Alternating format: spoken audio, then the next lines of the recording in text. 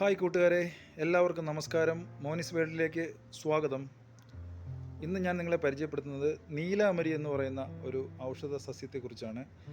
ഇത് മിക്കവാറും എല്ലാവർക്കും അറിയാവുന്ന ഒരു ഔഷധ സസ്യമാണ്. ഇത് ഒരുപാട് ഗുണങ്ങളുള്ള ഒരു ഔഷധ സസ്യമാണ്. ഔഷധ മരുന്നുകൾ ഉണ്ടാക്കുന്നതിൽ ഏറ്റവും കൂടുതൽ ഉപയോഗിക്കുന്ന ഒരു പ്രധാനപ്പെട്ട മെഡിസിനാണ് ഈ ഔഷധ സസ്യം.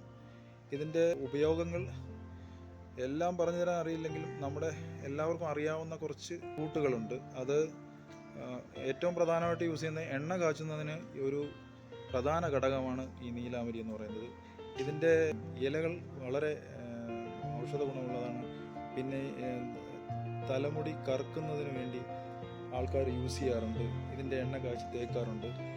ഞങ്ങളൊക്കെ വീട്ടിൽ ചെയ്യുന്നത് ഞങ്ങളുടെ കുഞ്ഞുങ്ങൾക്ക് ഒക്കെ ഇതിൻ്റെ ഈ പറയുന്ന നീലാമരിയുടെ ഇലയും അശോകപ്പൂവൊക്കെ ചേർത്ത് ഒരു എണ്ണ കാച്ചി തേക്കാറുണ്ട്. അത് വീട്ടുകാർ പണ്ട് മുതലേ ചെയ്ത് തരുന്ന ഒരു ശീലമാണത്. അതിൻ്റെ എണ്ണയുടെ ആ ഒരു കൂട്ട് ഒരിക്കലും ഞാൻ നിങ്ങളെ പരിചയപ്പെടുത്തുന്നതായിരിക്കും. ഇത് ശരിക്കും പറഞ്ഞാൽ പിന്നെ വിഷചികിത്സയ്ക്ക് ഇപ്പോൾ ചെലന്തി മുതലായുള്ള വിഷജന്തുക്കൾ കടിച്ചു കഴിഞ്ഞാൽ ഇതിൻ്റെ ഇല, നീലാമരിയുടെ ഇല യൂസ് ചെയ്ത് ആ വിഷാംശം ഇല്ലാതെ കളയുന്നതിന് ഉപയോഗിക്കുന്നതാണ്. ഞങ്ങളുടെയൊക്കെ വീട്ടിൽ ഉപയോഗിക്കുന്നത് നിങ്ങൾ കണ്ടിട്ടുള്ളതാണ്. അങ്ങനെ ഒരുപാട് ഗുണങ്ങളുള്ളതാണ്. പിന്നെ മെയിനായിട്ട് അകാല നരയൊക്കെ ഉണ്ടാകുന്നവർക്ക് ഇതിൻ്റെ ഇത് അരച്ച് ചേർത്ത് എണ്ണ കാച്ചി തേക്കുന്നത് അകാല നരയ്ക്ക് ആശ്വാസം നൽകുന്ന ഒരു മരുന്നാണ്. ഇതിപ്പോൾ ഇവിടെ ഒരുപാട് ശരിക്കും പറഞ്ഞാൽ ഒരു ചെടിയാണ് ഇങ്ങനെ കുറ്റിച്ചെടിയായിട്ട് നിൽക്കുന്നത്. അതിൻ്റെ ശിഖരങ്ങളാണ് ഈ കാണുന്നത്. അതിങ്ങനെ നിറഞ്ഞു നിൽക്കുകയാണ്. ഇത് കാണാൻ പറ്റുന്നു. ഒത്തിരി വിത്തുകളായിട്ടുണ്ട്. വിത്തുകൾ ഞാൻ കാണിച്ചു തരാം. നിറയെ വിത്തുകൾ നിൽക്കുക. ഈ കാണുന്ന ശരിക്കും ഈ കാണുന്നതെല്ലാം ഈ കറുത്ത ഈ കുഞ്ഞു കുഞ്ഞു ഇതെല്ലാം വിത്തുകളാണ്. നീലാമരിയുടെ വിത്തുകളാണ്.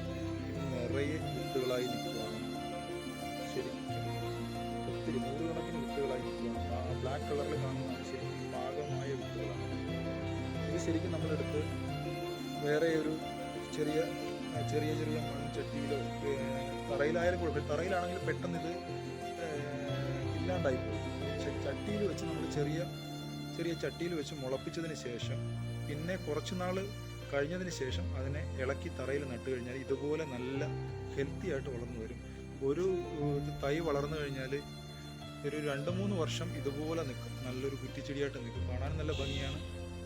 അത്ര നല്ലൊരു മരുന്നാണ്.